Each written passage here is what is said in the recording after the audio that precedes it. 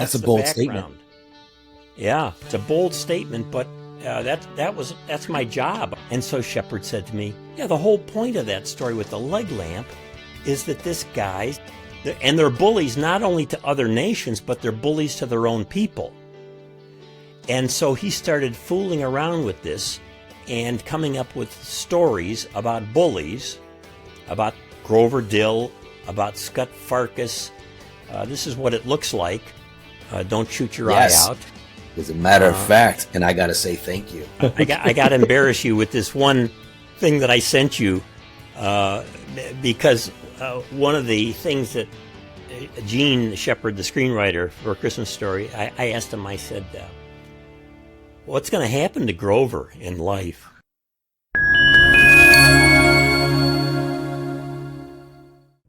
Welcome to another major award edition of Talking a Christmas Story with the cast. I'm your host, Yano Anaya, and every week I get to interview someone who is a part of the A Christmas Story family, whether they are a cast member, a crew member, a fan, or even something more. And today we have a guest for who actually fits into that something more category. All of our guests bring something super unique to this show, but our guest today has secrets to share that have been passed along by the great Gene Shepard himself, the masterful storyteller, who actually scripted A Christmas Story, and whose voice that we know as that movie's narrator. Well, Gene Shepard is no longer with us, God rest his soul.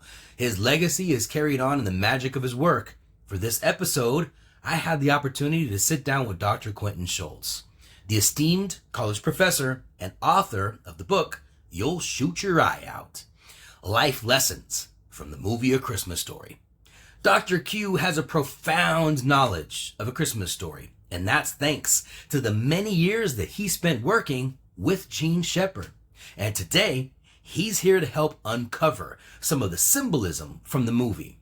If you've ever wanted to know the deeper meaning behind the leg lamp, Scott Farkas's weird name, and beyond, this episode is going to be for you. You may not know that every character and every vignette holds a secret meaning devised by Gene Shepard.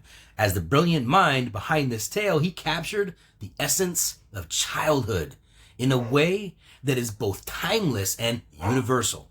Through the eyes of young Ralphie, we are reminded of our own youthful dreams and the rewarding journey toward understanding the world around us. Beyond the iconic leg lamp, the Red Ryder BB gun, and the Triple Dog Dare, there is a profound tapestry of themes woven into this beloved classic.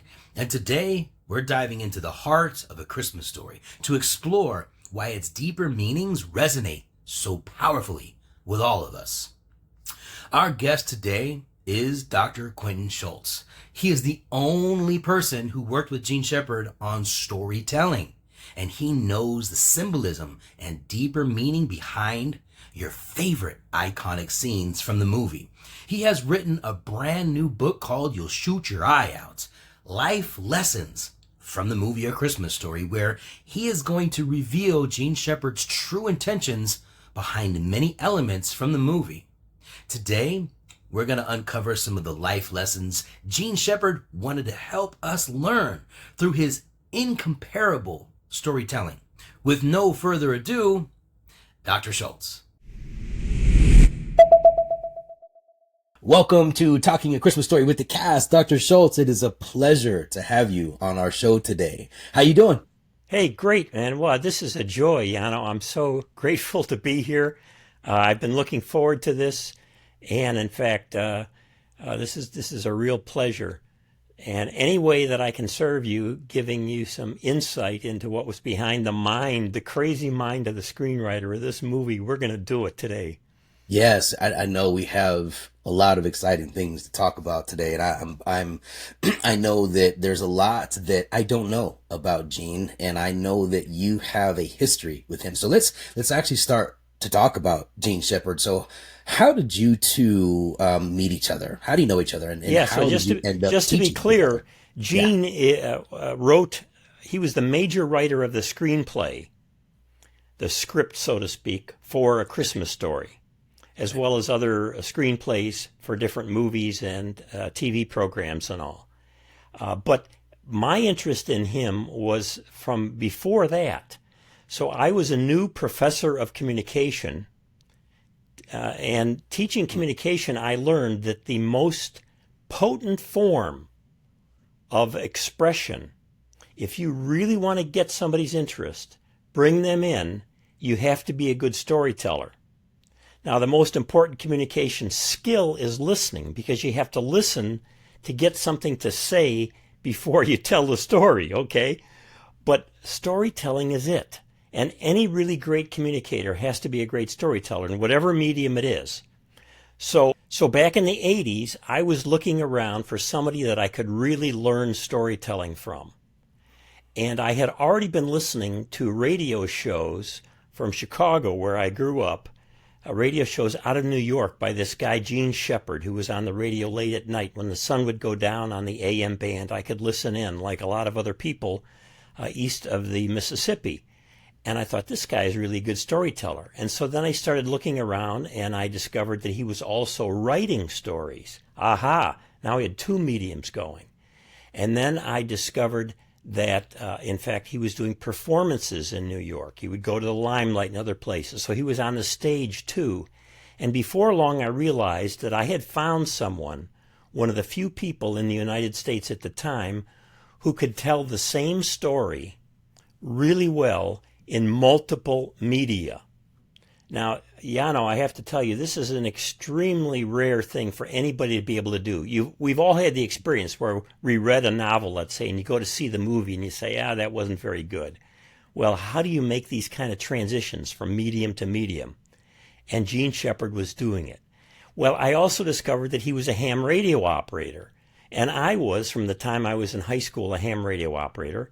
So I think what happened is I looked him up in the directory of those licensed by the Federal Communications Commission as ham radio operators. I got an address. I sent him a note and I said, Mr. Shepard, you don't know me. I'm a young professor. I'm teaching communication. I'm looking to learn how to tell stories well. And I think you're one of the best storytellers in the country right now. Would you be interested in helping me understand both how to tell stories and how to teach storytelling to others?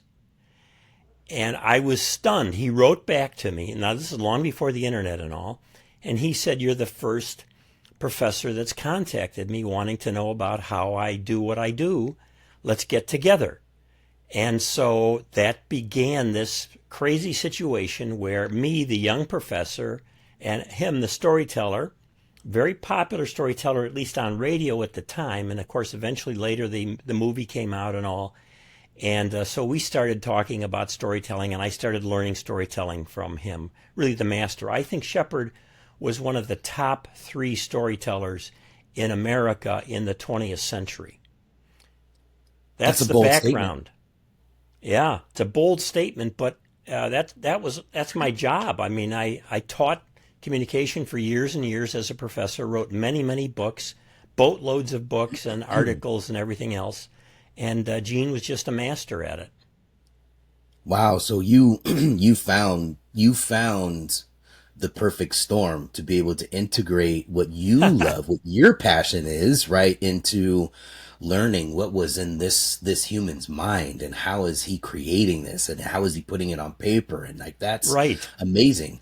And I know you've actually described Gene Shepard as a parabolic storyteller. So what do you mean by that? Okay, now you're right in the middle of it. So early on, one of the things that Gene wrote was either an introduction or a foreword to a book on the writings of George Ade, A-D-E. And I had run across this before I contacted Gene. And in this, hardly anybody knows about this thing that he wrote. He actually collected the stories from this George Ade, who was from northern Indiana, like Gene, near Chicago. And Ade wrote a column for a Chicago newspaper. And in the column, he wrote these stories which were moral lessons. Moral lessons. And, today, Yana, we say, what's the moral of the story, right? Yes. Yeah. And we say, in other words, what's the message? What do you learn from it? Well, Shepard picked up early on from George Ade and a couple of other people that you can tell stories in a way where there is an underlying message. So the story can be entertaining. It can be tremendously entertaining in and of itself, but there's also a message there. So it works on two levels. Most people today, if I say a parable, the only connection that people can make in their mind is with Jesus, who told parables. Okay, he told these parables, and he would tell an everyday story about somebody went out in the field and they were planting this and that and another thing. But it was a story designed to have a message that would have some deep spiritual significance. So Shepard picked up on stories as parabolic or parables, and he started thinking about on his radio show, and then he started writing these stories out. That's another whole story, how he got into writing them. And each one would have a message. So when people watch A Christmas Story, the movie, and they say, oh, this is a funny story about the old man and the leg lamp, let's say, it may not occur to them that what Shepard was doing originally was telling that leg lamp story and then writing it out after he told it orally in a way where there would be this underlying message, the parable or the moral of the story. So all of his stories had moral lessons behind them. That was the way Shepard told stories. So the theme of the story was part of the message.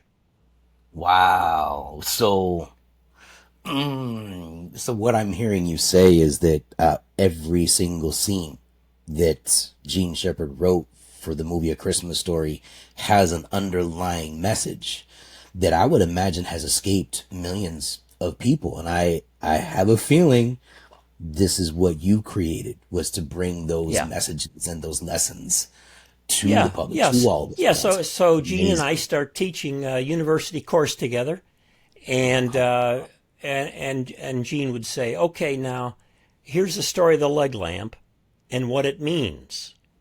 And the students are looking around like, what it means? You know, they're just laughing. This is the funniest doggone thing. The old man unpacks this and pulls this thing out, first the leg and then the top of it. And, you know, and he's, what is it? What is it? What is it? He just is so amazed at this amazing major award. It's a major award, you know. And so, and you say, well, what is this all about? And so then Shepard would say, well, he said to me first as we talked about it, and then he would say to the students, he said, he said, that leg lamp is the old man's trophy wife. Trophy wife. Now, that's an expression that not everybody knows, a trophy wife, but it's often applied to a guy who's older in life, and he gets, let's say, remarried to a younger woman that he's smitten by, and then he goes out, takes her out to restaurants and all, and she's very well dressed, and she's much younger, and she's very shapely, and so he's showing off this woman, see, this trophy wife. And so Shepard said to me, the whole point of that story with the leg lamp is that this guy's got this trophy wife. I'm thinking, holy cow. I had never really thought about that. But it's true when you go back and look at the movie now that, in fact, the old man falls in love with the leg lamp, and he wants to put it in the very center of the front window. He's got to get that centered right because he's also an art curator. Now, that's another whole thing we can talk about. But he's like the people across Lake Michigan at the Art Institute who will spend hours deciding exactly where to place in the window or in the on the wall the right piece of art and which room and with the right lighting and everything. So the old man has got this trophy wife. And what does the screenplay say? It says Shepard, who plays the older Ralphie, it's not a narrator per se, it's the older Ralphie, he says he's going to turn on the neighborhood. He's going to turn on the neighborhood with his trophy wife. So this is the thing, Yano, about Gene Shepard. He was this brilliant storyteller who always had these underlying things going on. And you asked me about the scene So it's not so much just a scene by scene thing, it's the stories. So there are multiple stories, Right. depending on how you count them. There's 7 to 8 stories going on in a Christmas story. And each of those stories, like going out to buy the Christmas tree, now that happens to be one scene, that particular one. It's actually 2 scenes. It starts out where they're leaving the house, and then they have to turn off, the character mom, wants to turn off the leg lamp. See, because she's totally embarrassed. Why? Because that leg lamp, the trophy wife, is competing with her as the wife. So she wants to turn that thing off before leaving, and then they get there, and then there's the bargaining scene. And so the bargaining over the tree is another whole thing that we could get into. But the point here is that what I learned working with Gene as an academic, a professor, teaching communication, teaching storytelling, is that the stories are always better if they are all organized around a single theme, because that theme or message gives the story its wonderful cohesiveness for the writer or the teller to make sure that everything that happens, let's say with the leg lamp, everything that happens contributes to this theme about it being a trophy wife. It does ring. I mean, when you say that the trophy wife, and then we kind of reflect back on the scene where he finally set it up and he wants to go all the way to the street to make sure it's perfectly set in the window. And then, of course, we've got Bob Clark who walks up, and the neighbors are starting to surround everybody, and everybody's like, oh my God, look at that glorious lamp in your window. And of course, we've got Mom totally embarrassed. Like, this needs to be turned off and broken somehow, some way. So, I mean, that makes a lot of sense when we start to it's competition. Yes, competition, it's straight competition. Right? Wow. It's like he's having an affair, and it's an affair with that leg lamp. And so Mom has got to stop that affair. And it's so embarrassing.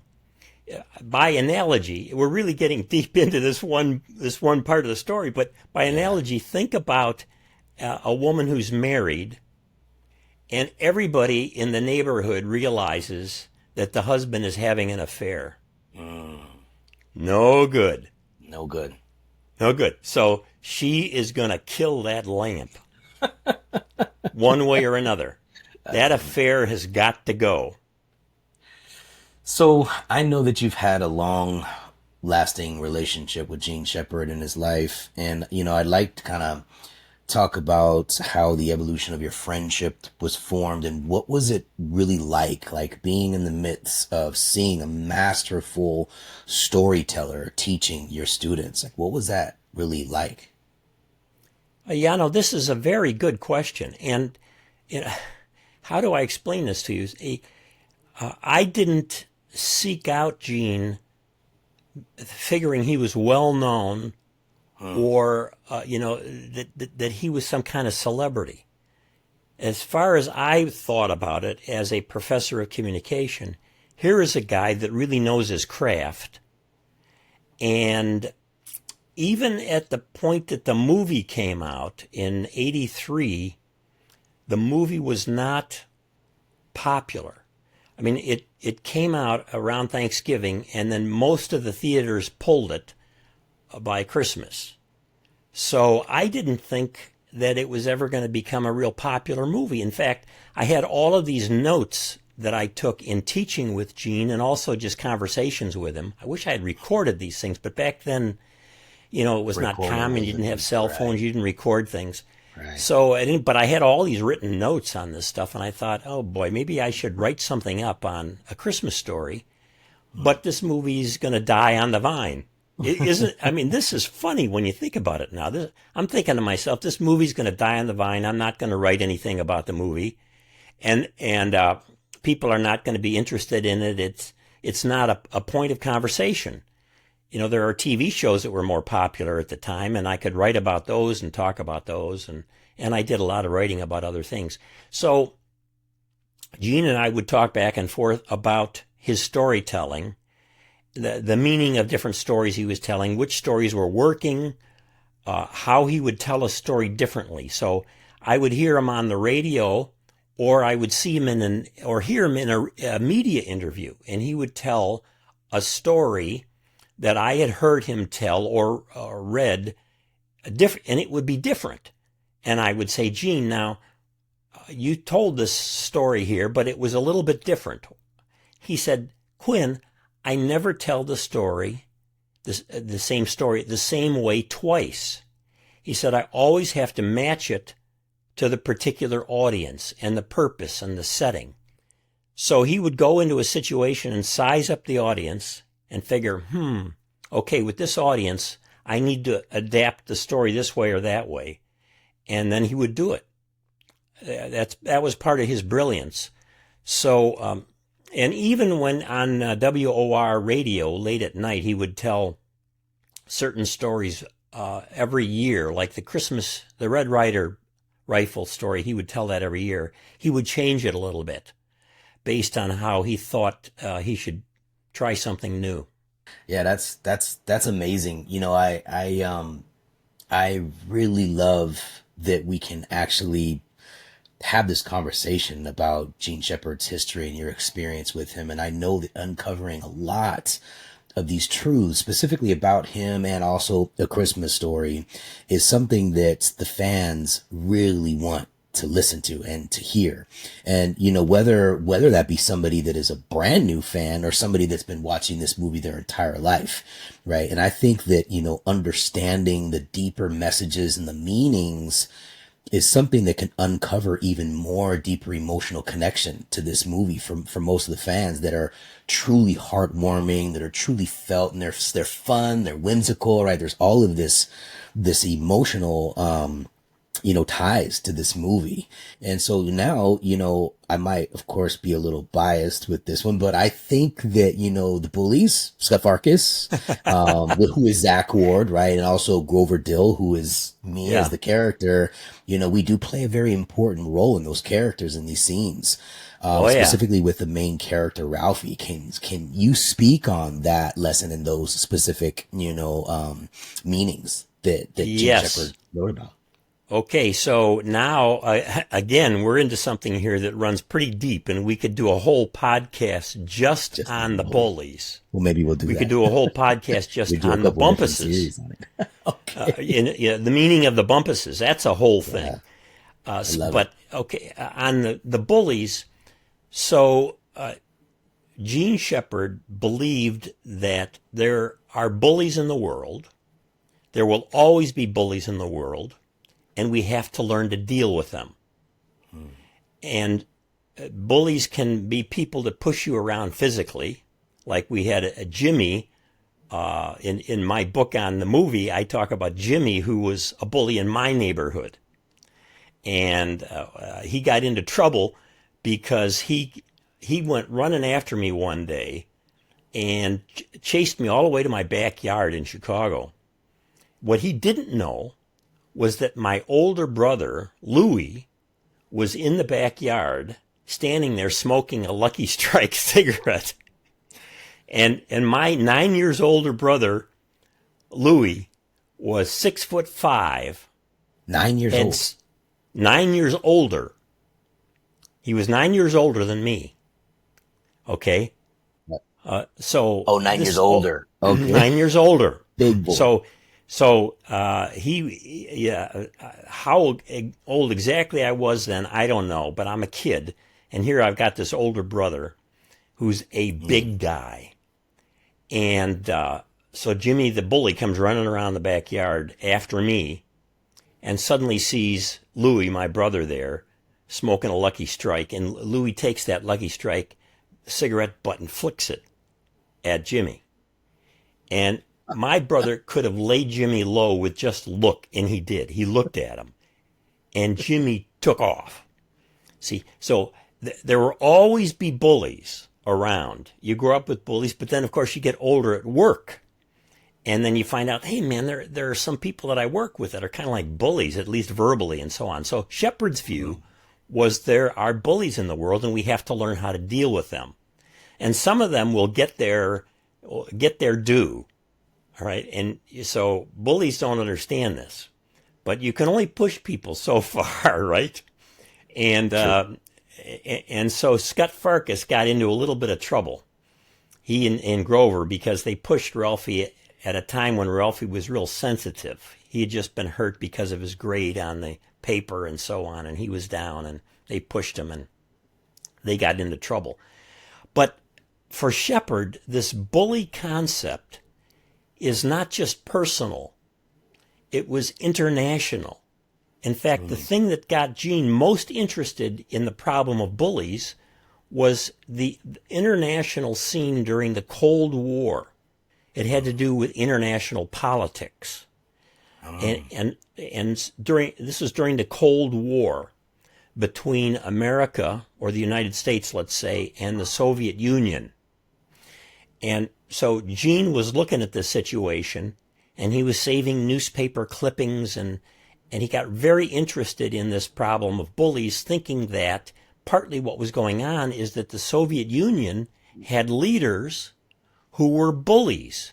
And that got him thinking about all authoritarian governments are basically bullies. They're bullies not only to other nations, but they're bullies to their own people. And so he started fooling around with this and coming up with stories about bullies, about Grover Dill, about Scott Farkas, coming up with different names. He was always clever on how he would come up with a name. Now, he took names from his own childhood growing up in northern Indiana, but he used the names because they had certain meanings for him, not because he was referring to those people specifically. And so in my book, I talk about this Scott Farkas character. And I said to Gene, Scott Farkas, where in the world would you come up with a name like Scott Farkas? Farkas. And he said, well, Farkas, these are people who create a fracas. They're always creating fracases. They're creating all of these conflicts and problems. And I said, oh, wow, I hadn't thought about that at all. I said, but what about Scott? I never knew anybody named Scott. Well, it turns out that name Scott he took from the Scud, S-C-U-D. By the way, I should say this. Some people who watch the movie think the name of the bully there is Scott, S-C-O-T-T. It's not Scott. I lost you it's again. Scott. Yes, it's not Scott. S-C-U-T, yes. It's S-C-U-T. The name of that bully is Scott, S-C-U-T, right? And so, so Shepard says, well, it's really based on Scud, the Scud missile system, S-C-U-D. Scud. Scud sounds a little tougher than even Scud. And so he, and the Scud missile system, which is still in operation now, the Russians still have it. They were mobile systems that they could move around to fire missiles. And you think of bullies are mobile in the neighborhood. They track around the neighborhood. You never know where you're going to run into a bully. And that's so great in the movie. The first time the bullies show up, of course, it's just feet under the fence, and you hear from Right. Peter and the Wolf. So at any rate, what Shepard was doing there was trying to create this sense of bullies being both at the personal level. We have them in our lives and we have to learn to deal with them. And then we have bullies on the international level at the same time. And when he came up with the bully concept originally with Grover Dill and then eventually Scott, that's what he was really dealing with, those two levels. Watch out for bullies, Yano. They're always out there. That's interesting. So you'd mentioned that Grover Dill was the first concept for the bully, and then Scott Farkas kind of evolved out of that. And what's interesting about bullies, that, I think what's important to kind of look at the landscape of the why. Why is it that this child is a bully, right? Why is it that these political leaders are bullies? What is it in their home? What is it in their bodies that cause them to lash out or to be this, this negative self-forcing presence that wants to tear down other people's joy, right? Like literally that's what Scut Farkus was doing, was he was just trying to tear down everybody's life. And he got this little toady to follow along with him because, in my opinion, the little toady was a bad boy, but he was also scared of Scut Farkus. Like he would stand up to him, sure, but he was still under his foot. And he wanted to be able to maneuver in the neighborhood without being bullied by Scut Farkus. So he had to join the team. And I think that learning like that backstory of not only bullies in the movie, not only politics, but the bullies that we deal with in life on a daily basis, whether it be a colleague or somebody we work with or somebody we come into contact with out in the general public, we really have to step back and say, what is it that's going on in that person's life that is pursuing them or causing them to be this way? Of course, we don't think about it because we want to protect ourselves and kind of veer away from that energy because we don't want to be surrounding ourselves with that kind of nonsense. As we grow older, we want to surround ourselves with people that are positive and loving and joyous and intelligent and having intelligent conversations and doing things with each other that bring joy, right? So the backstories of the bullies, I think if that's something that you can share with us, would be really important for the fans to kind of understand, how was it that Scut Farkus became a bully and why was it that Grover Dill was a bully? And if those stories haven't been told, then that may be an opportunity to create a backstory for those bullies. Wonderful. This is a difficult topic to get into. When I would talk with Gene about what is the origin of bullies, Gene's standard response, but he would say this about a lot of things, is, well, I don't really know. I'm dealing with the reality of the way things are. There are bullies in the world. And Gene would say there are bullies that went after me when I was a kid. There were bullies in the neighborhood. There are bullies on the world stage. There are toadies on the world stage. Okay. And it'd say, how do they come about, Gene? What leads to a bully? I don't know, he would say. Maybe it's family background. Maybe it's, maybe it's in the genes somewhat. Right. And so, he wouldn't try to give any kind of simple psychological explanation, but he would say that there are definitely psychological issues there that we have to deal with. And maybe these people need help. And maybe it can help by talking about bullies in a movie like A Christmas Story, that people will seek out help. If they have a bully in their family, if they have bullies in the neighborhood or whatever, they'll get some conversation going to seek some help. So he was never clear on, I don't think he had a view of the origin of bullies. And when I wrote up the chapter in my book on bullies, I tried to be honest about this and just say that Gene believed that we will always have bullies with us.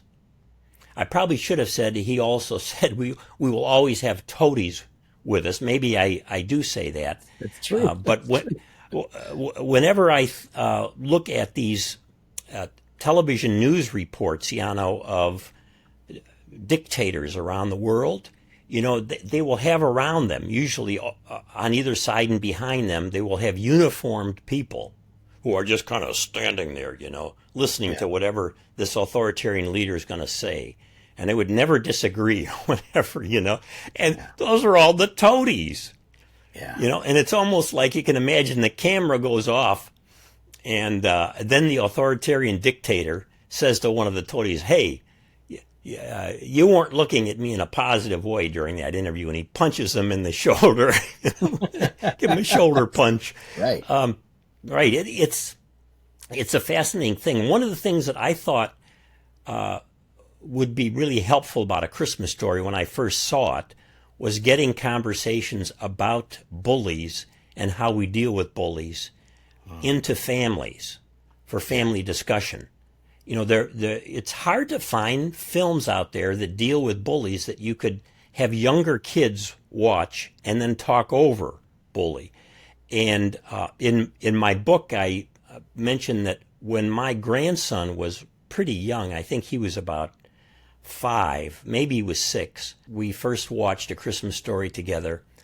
And when we got to the scene of Ralphie beating up Scut Farkus pretty badly, my grandson just lost it, started crying horribly and all. And I had to stop the movie and talk it over with him and all. Why did he do that? And that got us into a discussion of Bullies and all. But at that point, we didn't watch the rest of the movie.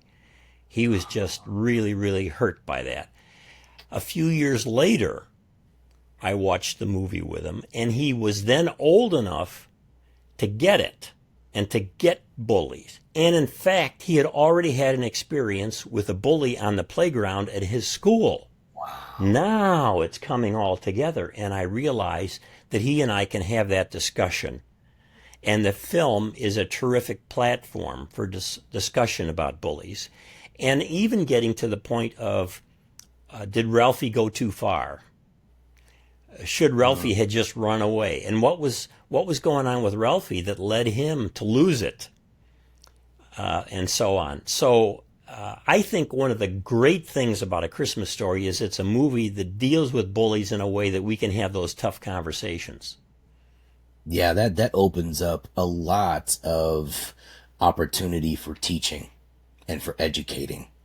Like literally, because this is a topic that you and I both know is very real in elementary schools, in nursery schools, in junior high schools, even colleges, and in real life. But it does start. Like, I don't know if there is anybody on the face of the planet that has never come across a bully in their life. I know I have. If you have never had somebody in your life that created that feeling of having to protect yourself, or that feeling of somebody is disrespecting you or wanting to cause harm to you, they're a very fortunate human being. And I think they're missing out on a part of life that makes us all a little bit stronger. Right? So, yeah. And there's a positive side to that learning lesson as well, because I think it builds character. And it builds the awareness, and it builds the ability to be adaptive to situations. And you know, another topic inside of understanding the minds of bullies is situational awareness, right? As children can recognize that an individual has that kind of personality, then they can make smarter choices about how they would like to either veer away from that energy, or, you know, try to become somebody in their lives where they can try to help, right? Because that's what I think that needs to happen. Is there's two sides to that, right? There's the yin and the yang. There's the bully that needs help, and then there's the ones that are bullied that now also needs help in understanding how to deal with that kind of trauma, right? So it's fascinating that, you know, your grandson had a really bad experience to begin with. And that shows a lot of empathy on his situation at that young of an age. And Scut Farkus was clueless as to what Ralphie was going through in that moment. And he was just pushing buttons. And, you know, that caused Ralphie to make a decision. And that decision was take his aggression out, and he got lost in that aggression. Which, of course, that could be another deeper conversation about that. But, you know, his mom, literally, remember in the scene when his mom came up, she had to shake him out of that trance that he was in, because he probably wouldn't have stopped unless mom stopped him. Right. So, and then of course, you know, in the way that Bob Clark directed me to jump off that car and try to stop the fight, it was more of an amazement that this kid actually not only did something to Scut Farkus, but there was more of an empathetic call to please stop harming. And I think that, you're right. We could probably have a couple of different episodes and talk more in depth about dad, and talk more in depth about mom, and, you know, kind of break down some of these parts of the movie that most fans, or even fans that are new to this, would find fascinating, as to not only how the storytelling happens, but how it actually is recorded, filmed, directed, edited, and brought, you know, to to the real world, because a majority of people just have no idea the amount of time, energy, creativity that it takes to entertain, right? Because that's, even though we're storytellers, it is entertainment, but we want to storytell in a way that is educational and is supportive of family values, right? All of these things are important for life lessons, right? And I think that you did a brilliant job in your book about the life lessons that brings in. As a matter of fact, let's kind of talk about that. So, Okay. I want the world to know about the book that you wrote, because it not only was, from your heart and from the love that you had with your experience with Gene Shepherd, but it has a lot of really good information about it. So if you would, let's kind of break down as to the why you wrote this book, and what it is that you really would love your audience to learn. Yeah, thanks, Yano. So, to go back to the beginning of the podcast, I had all of these notes from teaching and conversations and all with Gene about his storytelling. And the movie, A Christmas Story, continued to get more and more popular over the years. And I kept thinking to myself, maybe I should take all of this material that I have and write a book. I've written a lot of books. I'm a writer as well as a teacher and professor and all that stuff. And I thought maybe I should write something about the stories in A Christmas Story. And but I thought the movie eventually is going to die off, and there's not going to be any market for it. And there were other things I wanted to write, and then the movie kept getting more and more popular. And I thought as the movie kept getting more and more popular, I thought I've got to take these notes, take a look at them, see if I can help people enjoy the film even more. And then I wrote a book around the 20 life lessons from A Christmas Story, which are basically not my life lessons, they're Gene Shepherd's life lessons. But then I thought, okay, I want to make some of them more relevant for today. And I'm a grandfather, and there's a father in the movie, the old man, and so on. So I add, from a grandfather perspective, I add a few stories. And so you have stories of Gene's life, stories of the movie and what happens in the movie, and then I throw a few stories in of crazy things that happen to me that have the same life lesson, like pursue your dreams, or don't get obsessed about a dream. We can all get obsessed about something and absolutely have to have it. Remember what happens with Ralphie. He gets so obsessed about the rifle that the rest of his life starts falling apart. And he even takes off into school and leaves his buddy out on the playground to get beaten up. And the older Gene says in the screenplay, as Ralphie, the older Ralphie says, his mania for the rifle was so much that he would abandon a friend. So avoid bullies.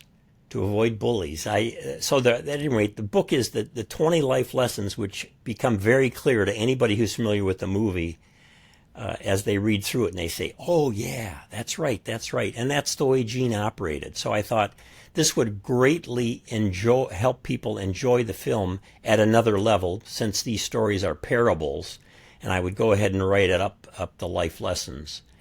And Yeah, I think that that is brilliant on your part, and I think that it's very well needed in the community.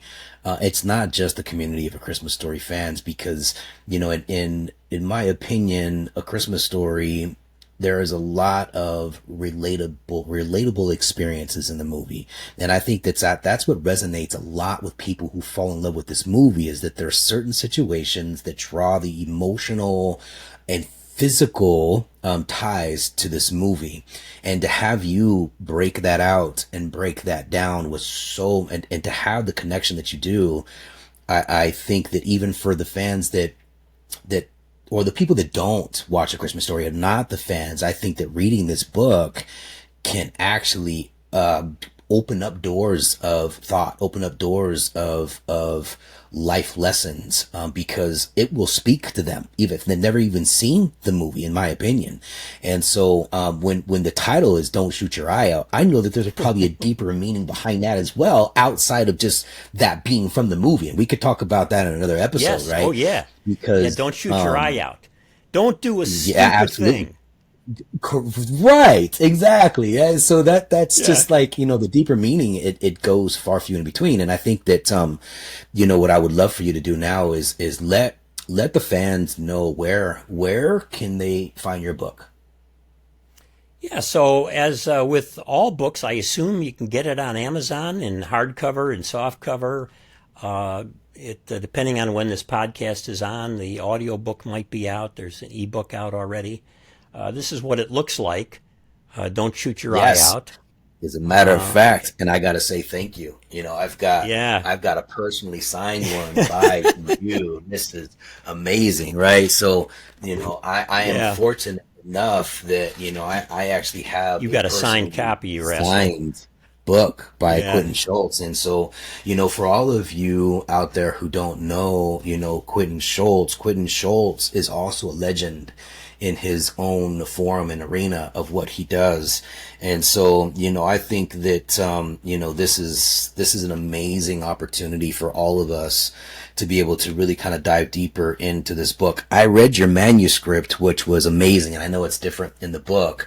And thank you for that. That's just gives me a lot of, obviously a lot of love that comes from this whole process, right, of storytelling and creating and sharing it with those who have a more intimate relationship with the movie.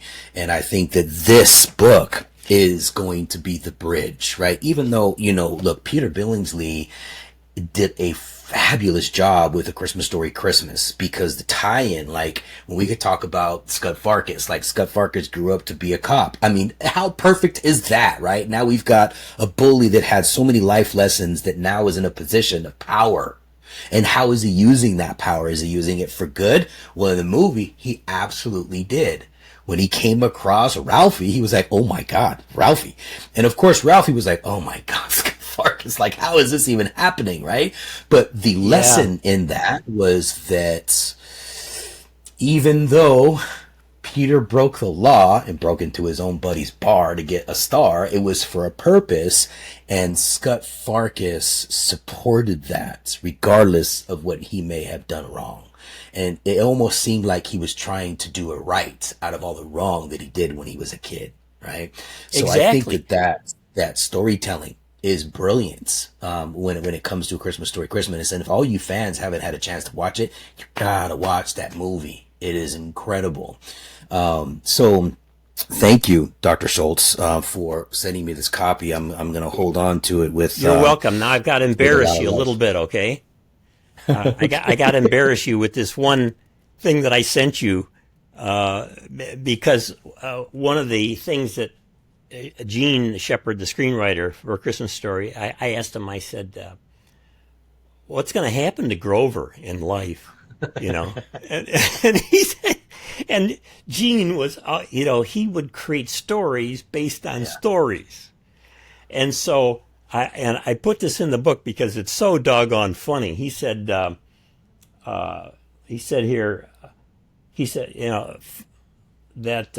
Shepard suggested to me that Grover Dill might get a job as a hitman for the mob.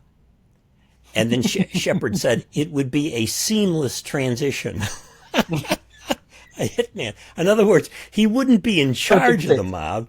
He would just be the hitman, And so if you don't stop a bully earlier in life, from being a bully, they don't get turned around, redemption, so to speak. There's always room for redemption. Gene believed that for people. Then they get into other trouble. So what you have with A Christmas Story, and what Peter Billingsley did, of course, with the follow-up movie, is you can take these different parts of the story and say, these are timeless stories. Now let's project them ahead and say what would happen here or there and discuss that. Gene, one of the things that used to get Gene Shepherd so angry was when people would say to him that A Christmas Story was only nostalgia about the year approximately 1940. Boy, that would rile him up. And he could get angry quickly. He had to look out. And why would he get angry with that? Because what he was trying to do is to tell stories that were timeless and stories that you could use to tell stories later based on the stories that he originally told. So there's a nostalgic dimension to A Christmas Story that's great fun, and Bob Clark did a terrific job with. But there's also a sense that the themes, or what I call them, the life lessons in the movie, are timeless. And Gene used to say to me all the time, don't take everything so seriously. Join the choir of life. Just have fun, Quinn, he would say to me. Quinn, have fun, have fun. Don't take it so seriously. And he would dress in crazy ways and all. And he'd say, just have fun, have more fun. Well, there's this great scene in the movie where Mom and the kids who are in the back seat, after getting the Christmas tree, are driving home, and Mom and the two kids are singing Jingle Bells really loudly. Jingle bells, and the car is moving along. They're in their one-horse open sleigh, the Olds, the touring Oldsmobile, and they're going along, and of course the flat tire, the blowout's going to happen here. But when those three finish at one point singing Jingle Bells, they all three let loose a Bronx cheer. When the three of them finish singing Jingle Bells, they let loose with a Bronx cheer. In Chicago, where I grew up, we used to call it the raspberries, raspberries. And you say, the raspberries? What the heck is going on here? Well, during that whole scene and the singing and all, the old man is looking out the window of the car, and he's not happy about this singing. He is not happy. He doesn't want to join the choir of life. He doesn't want to have fun. Okay, he's thinking about setting up that tree, getting all the lights plugged in. He's thinking about the bargaining that he just did to get the tree and all. He doesn't want to sing the song. Forget that. That's kid stuff. He's not joining the choir of life. And then he has the blowout. Interesting. Yeah, see that's just a whole different perception, a different spin on what that whole scene represented. That's amazing. It's the old man versus the rest of the family. Right. And he has to learn to have more fun in life throughout the film. And Gene believed that older men, like as old men, the first names of men are typically not used in Gene's films for reasons we could get into, but the old man does not want to just have fun and enjoy things. He's got a problem. He wants to accomplish things, right? Mm-hmm. He's in his heyday when he can battle the clinkers and go down into the lower level of Dante's Inferno, that hellish place in the basement where he's going to do battle. He's in his heyday then, or when he's battling the Olds or whatever. Right, battling his time on changing a tire. There you go. Yeah. 4 minutes. 4 minutes. Track it. 4 minutes. That's it. And Gene believed that men have this tendency to take things too seriously and want to accomplish things and prove themselves as men, and not simply to enjoy life. Oh boy, what a character he was. One thing I want to do for a family is make an offer, as long as I have the supply, anybody who would like to get a personally signed copy of this. Okay? I don't have an unlimited number of copies, but I do have enough to go for a bit. And I'll sign it with whoever's name, however you want it made out for Christmas or whatever. And if you will put the link down below in the link for this video, and if the copies are still available and you go to that link and buy a copy, then you can put in there how you want it signed. So you can say, please sign it for my Uncle Joe, who loves a leg lamp, or who wants his light to shine all year long, or is looking for a glue or something, I'll sign it for him and we'll send it out. We'll have some fun. I said to Gene on the glue thing, by the way, I think I put this in the book too. I said the ideal scene would have been when the old man discovers the broken leg lamp, and Mom is right there. And he's all upset and he doesn't want to say anything really nasty, not a finger. That's all he can say. Not a finger. And then it's get the glue. And Mom says, there is no glue. And then I think it would have been great for the old man to say, well, I'm going next door to get some. And he goes to the Bumpuses. And the Bumpuses give him a container of Victor horse glue.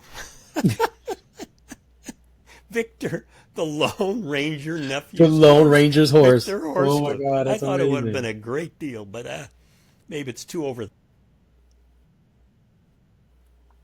No, I think that's perfect. And you know what? I think that that's brilliant. And I love the fact that you're actually doing, autographed books. I think that's great. And I'd love to piggyback on that. So what I am wanting to do is right now we do have a sweepstakes going on, right? We do kind of like a sweepstakes once or twice a year, and we give away a free piece of, a collectible that's autographed by the cast. The one that we have going on now, actually here, I'll just show you, is we have this, obviously it's a Red Ryder, right? So we've got a Red Ryder BB gun that is autographed by, Scott Farkas. It's autographed by Flick. It's autographed by Ralphie, by Grover Dill, and then also Randy. So we're doing a sweepstakes on that, right? And it's easy. It's a free entry, you know what I mean? Or you could purchase entries. It really just depends on that. But, what I want to do is I'm going to throw in a free copy of your book autographed by Grover Dill. But the winner has to come up with a secret code. And that secret code is only going to be told on this podcast. So they're going to have to watch this podcast and get the secret code, which the secret code is who's next. So that's going to be the secret code. So what's going to happen is when the winner wins this BB gun, if they know the secret code, I'm going to also ship them out a free book autographed by me. Thank you, Dr. Schultze, for doing that. And what I would love to do with you is kind of just switch gears, and we're going to play a quick little game. And so the game that we created is actually called Spoken in Gene Shepherd's Style. Okay, so what I'm going to do is I'm going to ask the question. It's kind of a really cool little insightful style of Gene Shepherd himself. And so we would like for you to narrate a scenario. Okay, so The Mysterious Lawn Ornament is the title. Now, one morning, everyone in the neighborhood wakes up to find a giant neon pink flamingo lawn ornament sticking straight up out of the lawn in the town square. No one confesses to having put it there. What do the town folks do about this pink flamingo, Dr. Quentin? They get together, they have a meeting, and in that meeting, somebody says, I bet it was one of the Bumpuses, because only they would have the aesthetic sensibility to think that this thing is actually attractive. So how are we going to get back at them? And somebody says, okay, what we're going to do is buy 500 of these, and we're going to go there to the Bumpus house at 2:30 a.m. tomorrow night with 500 of these, and we're going to put them everywhere in the front yard to get back at the Bumpuses. And they go there to do this, but it didn't occur to them that the 785 Bumpus hounds would be there waiting for them. And so as they approach the yard, the hounds come running out, howling and barking. And with that, the whole Bumpus clan comes out the front door, and the parents have 12-gauge shotguns. and start shooting up in the air to scare off the invaders. And the townspeople have to take all of their flamingos back. But they had bought them on Amazon. So they figured so they could return them. They figured they could return them. And so they looked up the receipt. Oh, no. And the receipt said non-returnable flamingos from Malaysia. Hilarious. And because of that, they had a budget deficit that year, and the whole town went into bankruptcy. Oh, no. And it was so bad, the bankruptcy situation was so bad with that town called Homan, Hohman. It was so bad that they had to go door to door raising money in order to save the town. And the one that sent them over the top, the biggest donation they got, the one they really needed, was at the Parker house. Because the old man was there and he had just received his major award. The thing that really sent them over the top, that made the money, was they knocked on that door at the Parker home, and the old man had just won another major award for a different contest, and he was feeling so generous that he did an Irish jig, pulled out his wallet, gave him $100, and he saved Holman, Indiana. That's amazing. Now there's a way that Shepard would tell that. By the way, in the very back of the book is an appendix, okay? Mm-hmm. And the appendix is the 7-step process that Shepard used to tell stories, which I just used in telling that story. Awesome. And that's what I learned from him. Shepard would never narrow it down to 7 steps, but I had to pull it out of him and say, okay, we start with what? We start with what, and what do we do? And so one book I want to write in the future is a whole book just on telling a story like Gene Shepard. Right on. All right, so I've got one more for you. So this one is called Aliens at the Diner. So late one night at the local diner, a strange family takes a seat at one of the booths. They're trying to blend in, but their choice of meals is out of the ordinary and perhaps not of this earth. How do the staff handle their unconventional clientele? Yeah, the staff at this particular diner in Holman, Indiana, is well known for dealing with exotic creatures. That's a very Shepard-esque word, exotic creatures that come in. And nothing could throw off this staff because they had seen everything. And so with this particular group, when the staff saw these people, they knew they had an opportunity, because that particular day, by accident, the chefs had, instead of making 7 lemon meringue pies, they had made 421 meringue pies. They thought that it said 421. It actually, it was a big mistake. They had boxes and boxes of these pies, and the staff was very good at selling anything. So when they got to this particular booth, they said, well, whatever you're interested in, we have something far better. It's yellow and a little bit of green, and it's gooey, and it's from outer space. And we will make these available to you at a special discount, today only. And these people who are at the booth said, it's green, it's gooey, it's yellow. Boy, oh boy, they thought it was human brains that they were going to be able to suck dry right out of the bowl like soup. So they said, yes, oh yes, we take it. And so before they knew it, each of those characters had a full pie in front of them with nothing to eat them with, because, well, they didn't know how to use a fork, how to use a spoon. And And so they were at a real dilemma. But it just so happened that one of the servers that day was Mom. And Mom said, I'm going to tell you how to get them to eat those lemon meringue pies. Okay, how?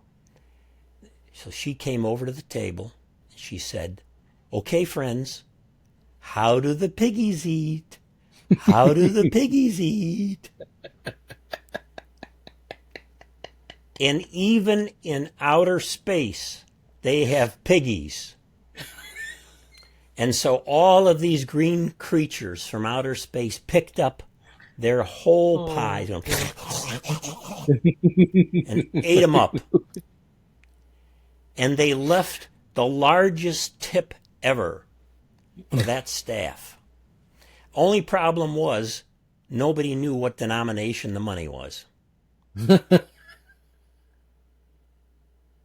Oh, that is amazing. I love it. All right, I have to ask this last question. This last question, I think, is going to bring some real good creativity outside of what you've already brought. So this last one is the lost treasure of Cleveland Street. So a rumor spreads that a time capsule buried under Cleveland Street next to the Parker's house contains a map to a hidden treasure. How does the town react? And what odd treasures do they find when they dig up the time capsule? The town digs up this time capsule, has every member of the city standing around as the then chairman of the board of the town, Frank Parker, is there to open it up. And Frank taps on it, can't figure out how to open it up. But his son, Ralphie, is there. He says, Ralphie, get me a hammer and a crowbar.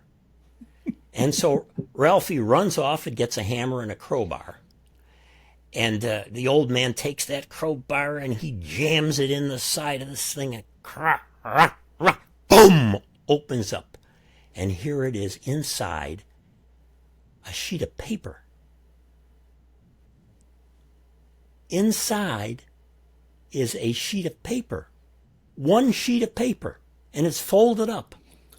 And he unravels this thing, opens it up, and it's a map. And it shows where a treasure is. And the treasure is buried under the porch, the back porch of the Bumpus house. Oh, what are we going to do? What are we going to do?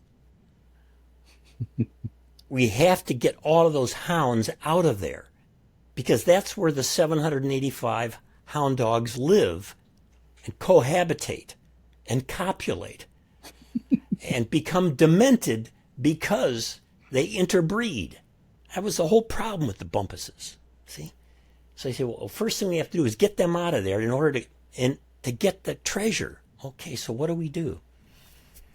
So they went out and they got a bunch of sausages. They got long strings of sausages from the local meat market.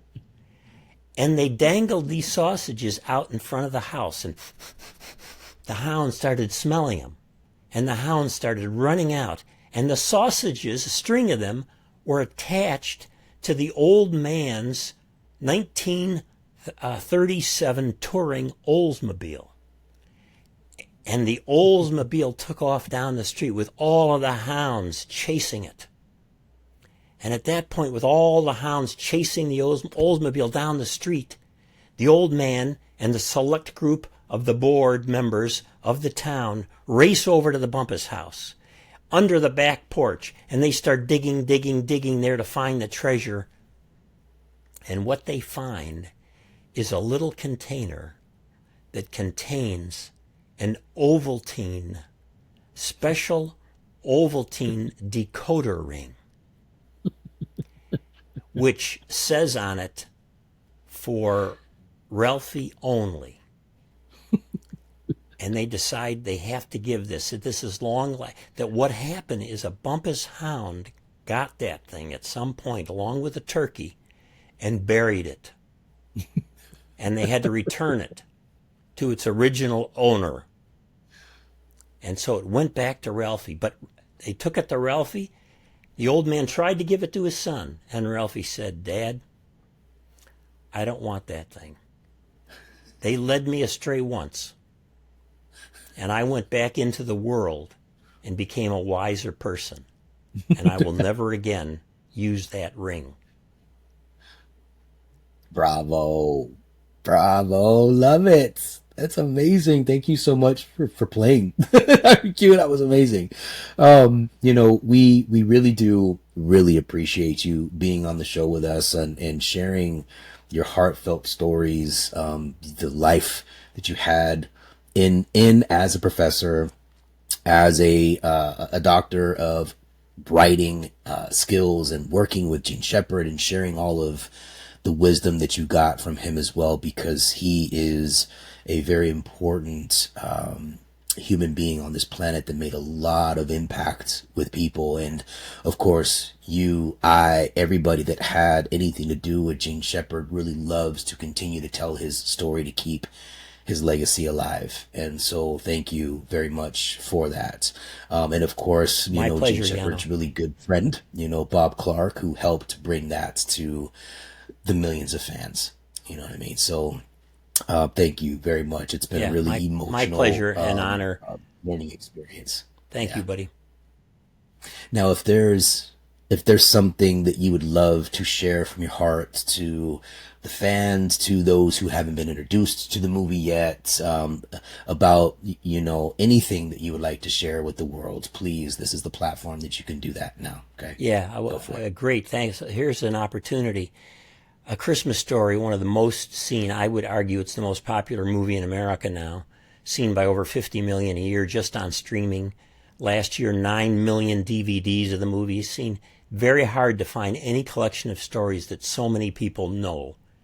And consequently, this is a phenomenal opportunity for families to use that movie to have discussions about important things that matter, about parenting, about bullies, about pursuing your dreams, about enjoying life, so many things.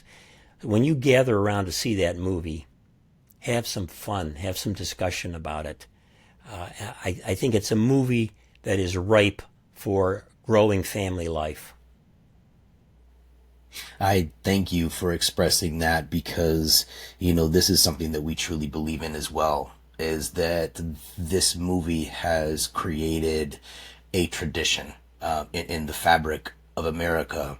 And what we at A Christmas Story Family are also doing is utilizing the stories, utilizing the lessons, to be able to bring more fun, interactive things into the family unit for more connectivity, for more, the ability to just stop and be with family, and create more traditions, more routines in life utilizing the movie. So I'll talk about that a little bit more here shortly. So thank you, Dr. Q. It was a pleasure. And I think that we may have another 2 episodes to go, because we did spend, a good hour and a half just talking. We could probably talk for another 2 hours, but we'll break it up. That way we have, life that we get to handle, and we can also bring more fun and more storytelling to the fans. So thanks again, man. Bye-bye. Well, folks, this concludes our incredible journey through the deeper meanings behind just a few of the elements of A Christmas Story. Dr. Q showed us how much thought and heart went into the elements of the story that we covered today, and we barely really even scratched the surface. If you want to dig a little deeper, go ahead and check out our show notes below to find a link to purchase the book. That book's title is You'll Shoot Your Eye Out, the life lessons from the movie A Christmas Story. There are only a limited number of signed copies that you can get, so you want to get there as soon as you can. So go to quentin-schultze.square.site. Once again, that's quentin-schultze.square.site. This expanded understanding of the deeper meanings behind some of the aspects of the story can forever change our perspectives on this treasured film.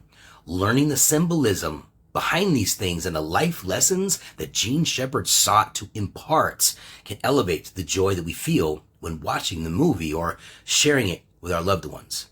I hope that you have enjoyed digging into the secrets behind Gene Shepherd's masterful writing, and that you'll share this wisdom with those that you love the most.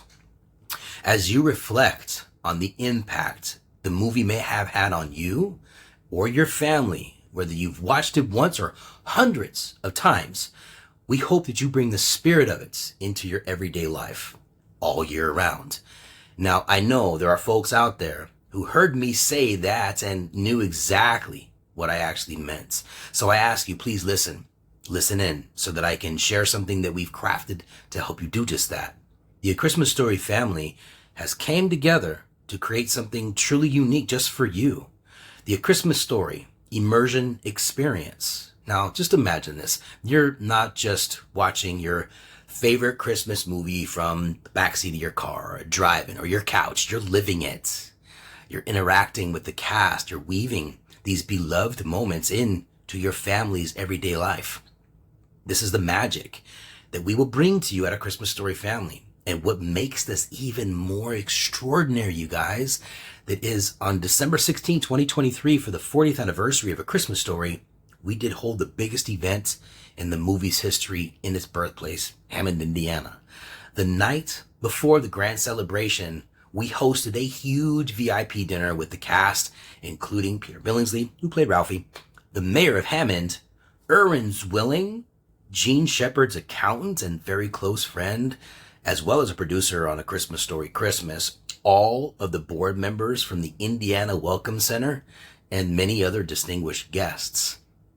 At this very exclusive VIP dinner that we had, we unveiled our specially crafted gift boxes. These weren't just any box, right? They were designed to look just like the iconic leg lamp, the crate that it came in, and filled with major awards that only the old man could actually dream of.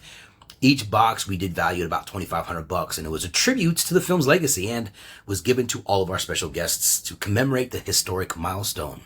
We only made 28 of these boxes, and making them incredibly valuable and actually very exclusive. But that's just the beginning, because now for the first time ever, we're giving you the chance to get one of these exclusive boxes. And this is to enhance the new magical experience of A Christmas Story. And the best part is it's free. And to make it even more magical and historic, for the first time ever in the 40-year history of the movie, we're recreating the original leg lamp, designed as you see it in the movie, an exact replica, which has never been done before. Our partner, Reuben Freed, the original creator of the leg lamp, and Bob Clark's close friend, who has still the original sketches of the leg lamp that was made for the movie, is bringing the original leg lamp back and its original specs and design back to life. And it comes in that box for free. The cast and I have been working on the secret for months, and now it's time for you to discover its beauty.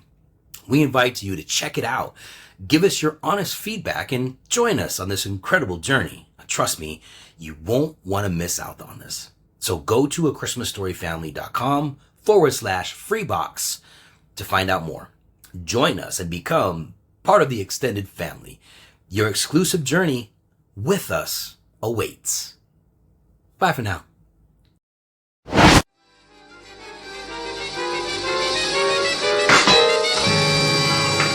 Oh my God, I shot my eye out. You'll shoot your eye out, kid.